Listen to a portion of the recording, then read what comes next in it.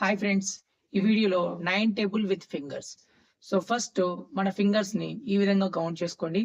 1 2 3 4 5 6 7 8 9 10. మనకి 9 2s కావాలనుకోండి, second finger close చేయాలి.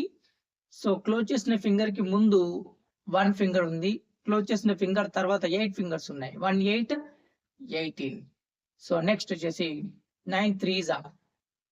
Close చేసిన ఫింగర్ కి ముందు 2 ఫింగర్స్ ఉన్నాయి, క్లోజ్ చేసిన ఫింగర్ కి తర్వాత 7 ఫింగర్స్ ఉన్నాయి. 27. 9 4s 3 6 36. 9 5s 4 5 45. 9 6s 5 4 54. 9 7s 6 3 63. 9 8s 7 2 72. 9 9s 8 1 81. 9 10s 90. So ఈ విధంగా మనం 9 టేబుల్ ని చాలా సింపుల్ గా రిప్రజెంట్ చేయొచ్చు.